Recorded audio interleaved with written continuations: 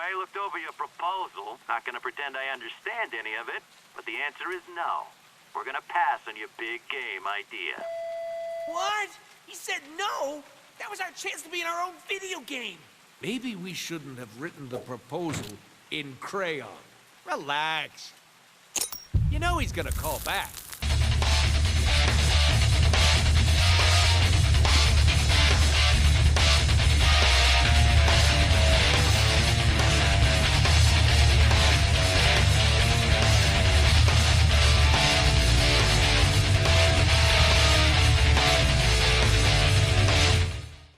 Hey there guys, Nordic Warrior here, welcome back to my video game review series. So before I get started with this video, I just wanted to say sorry for the lack of videos over the past few weeks. I've been a bit preoccupied with things lately, and I fell behind with a few projects I was working on. Nonetheless, I'm back on track now, and you can expect to see plenty of content here in the near future, but I digress. So today is the 10-year anniversary of Deadpool the video game. Man, I can't believe it's been that long since this game came out. I swear it feels like the game only came out recently. But they do say that time goes by faster as you get older.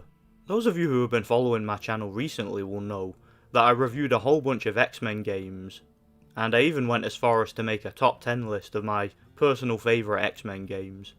It just so happens that Deadpool's 10-year anniversary was coming up shortly after I was finished making those.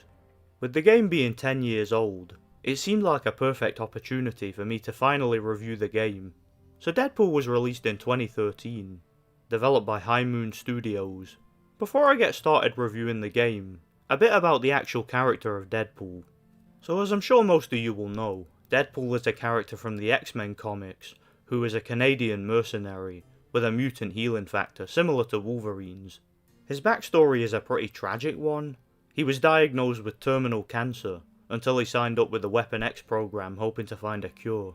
Though he was given a healing factor that cured his cancer, the torture and mutilation he had to endure at the Weapon X facility basically drove him insane, and even permanently disfigured his face.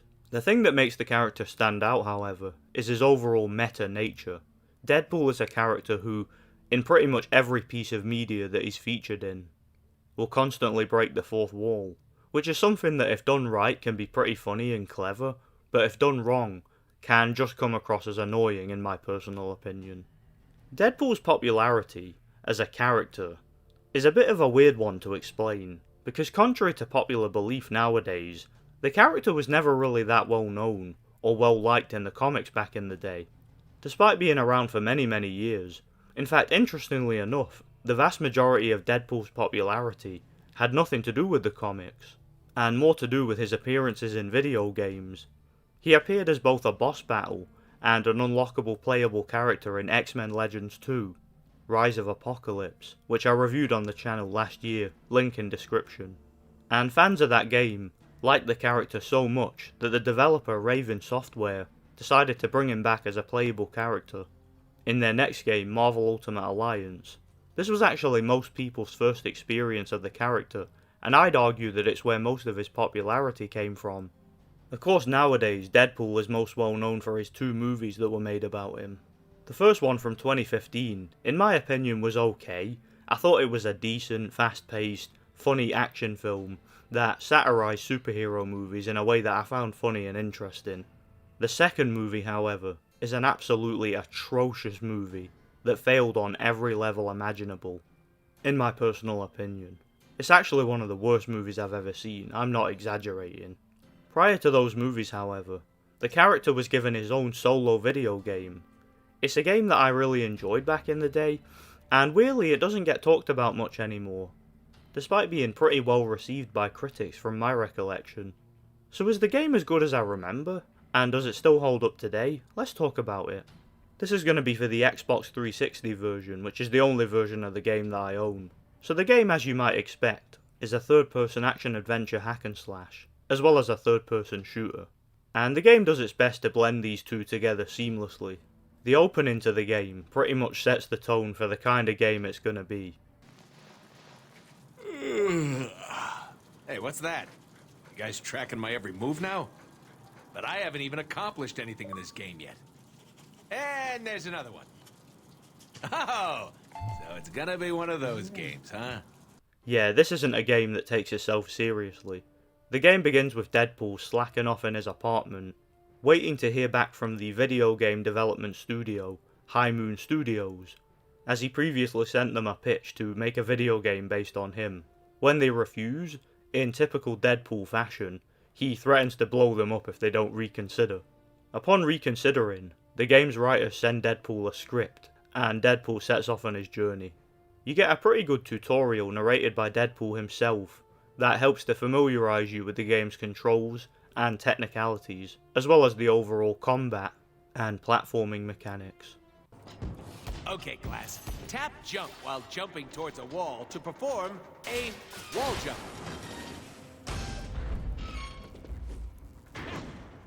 Ta-da! Deadpool is voiced by Nolan North, who does a great job of injecting a lot of energy and charisma into the game, and I think he voiced the character very well. He was a good choice.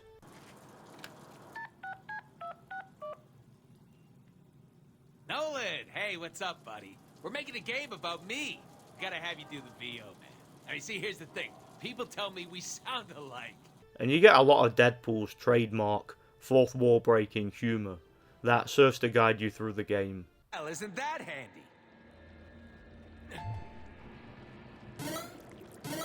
You get plenty of helpful hints and tips along the way, and the one-liners never fail to make me chuckle.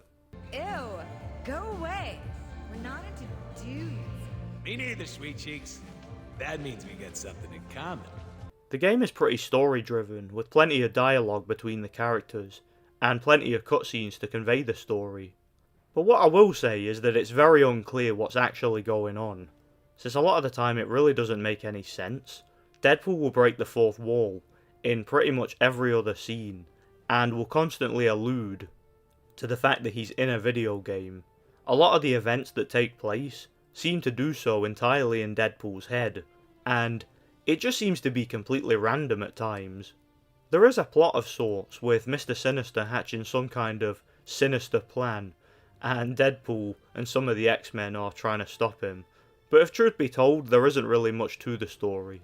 In a way that's a good thing, since the game has a certain maddening quality about it, which I suppose sums up Deadpool and his mentality perfectly.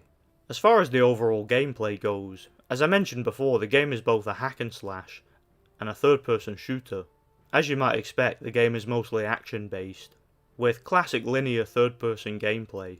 Deadpool will have to traverse the game, fighting through waves and waves of generic enemies to reach the next objective. One thing that will become apparent right away is that this is for sure an adult game. Just like X-Men Origins Wolverine, which came out a few years earlier, linked to my review in description, this game is incredibly gory, it's incredibly graphic, and it's incredibly brutal. Deadpool will absolutely dismember enemies by the dozen, in a whole bunch of crazy and creative ways. You start the game off with 2 swords for melee combat, and 2 pistols for ranged attacks. You can unlock more weapons later by purchasing them from the pause menu, more on that later. The combat of the game is incredibly fast paced, and it's an absolute blast, just like all the best hack and slash games out there. You get a free flowing combo meter, and can hack your way through most of the game's regular enemies like a hot knife through butter. The game has a decent amount of enemy variety. You get standard thugs and mercenaries in the early part of the game. Some enemies use guns and explosives, others use melee attacks. You also get several larger, more durable enemies that take longer to bring down, and can do more damage. Some of these enemies even have large weapons that you can pick up and use, such as chain guns and grenade launchers. These are quite fun to use. Most of the enemies in the later part of the game are clones with twisted mutations, bred by the evil Mr. Sinister, who acts as the main villain of the game. There are several variants of these, some tougher than others, and the enemy variety helps to keep the game's combat feeling fresh. Another addition to the combat is momentum attacks.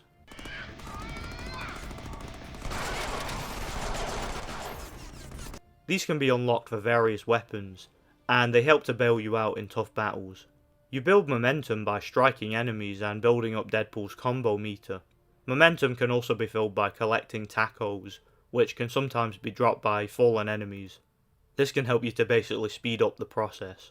Once you have enough momentum, you can perform these attacks, and some of these look incredible and can help to prevent you from being overwhelmed in combat. The higher your combo, the faster you can earn momentum to do awesome moves like that. We can get more momentum moves by upgrading our weapons. High combos mean more Deadpool points, which mean more awesome upgrades. Got it! The game also has a pretty good leveling up system.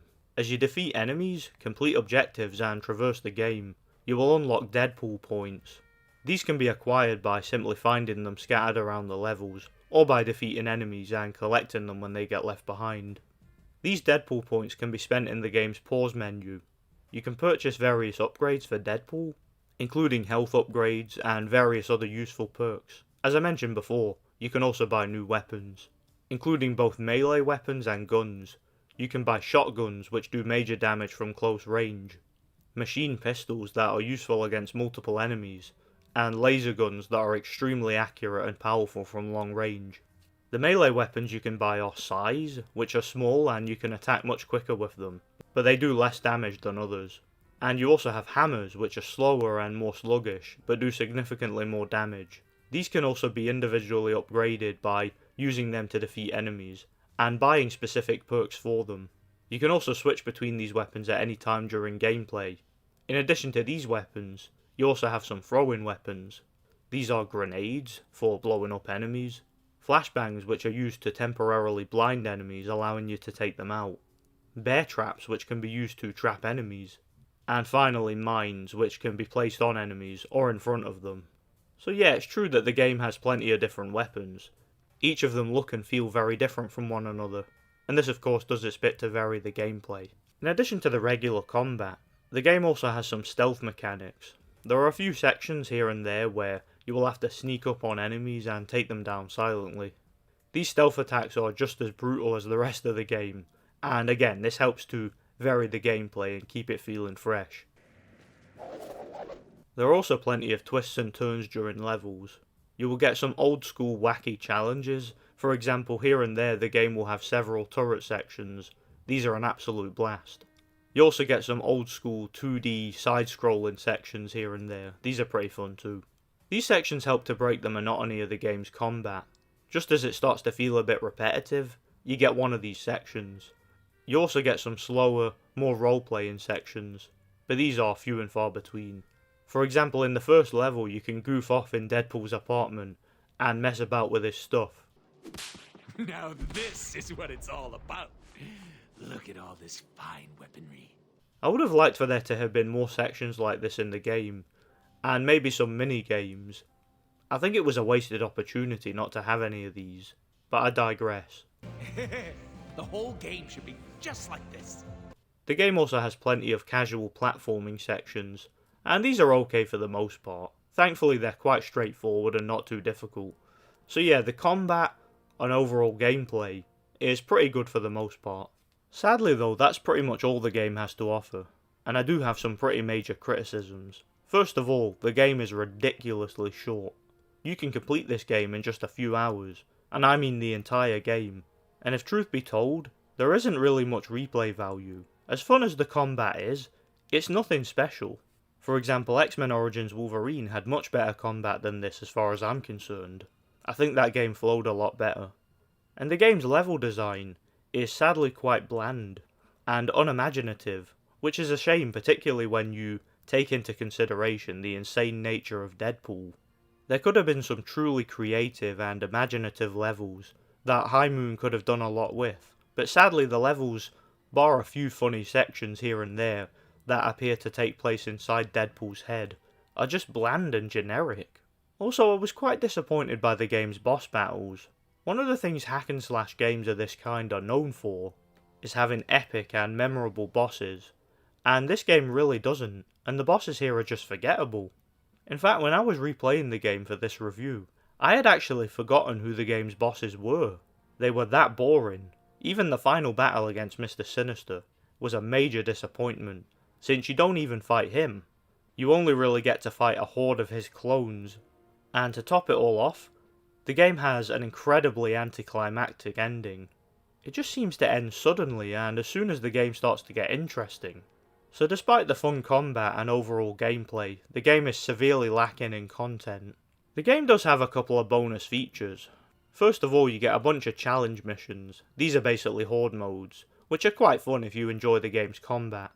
You also have a bio for each of the game's characters, narrated by Deadpool. Wolverine! My healing factor came from his DNA. So we're like twins, except he's short and furry, and he smells funny. And yeah, that's about all the game has to offer. From a technical point of view, the game is a bit of a mixed bag, to be honest. The graphics are nice for the most part, but they do look a bit dated for 2013 as far as I'm concerned. The character models, however, are flat out awful. They look terrible if truth be told. And part of me wonders if this was done on purpose to add to the whole quirky theme of the game, but I don't know. All in all, the graphics and presentation are a mixed bag. The game's soundtrack is also pretty forgettable. It's not bad, but it's not anything special. It's just a shame because given the combat, the excellent leveling up system, and the wacky, quirky theme, the game really could have been a classic. But sadly, the short game length, bland level design, and lack of overall content, such as boss battles and a satisfying ending, just makes the game a bit of a disappointment. It really leaves a lot to be desired. And it makes the game feel like a bit of a wasted opportunity. I give Deadpool a very generous 7 out of 10. I can't deny that I had a lot of fun with the game, and will probably play it again at some point, but I can't honestly recommend it over other classic hack and slash games from the past, since the game just doesn't have enough content. I'd recommend it at a very cheap price, if you're curious about it, but I can't see you wanting to replay the game once you've completed it once. For some reason, despite this, I did actually complete the game on higher difficulties back in the day, so despite my criticisms, I did personally replay it. In retrospect though, the game didn't really have as much to offer as I'd hoped. Thanks for watching guys, stay tuned for more retrospective video game reviews. I have a lot of reviews coming to the channel in the near future. Thanks for watching and God bless. Seriously, roll credits. We're done here.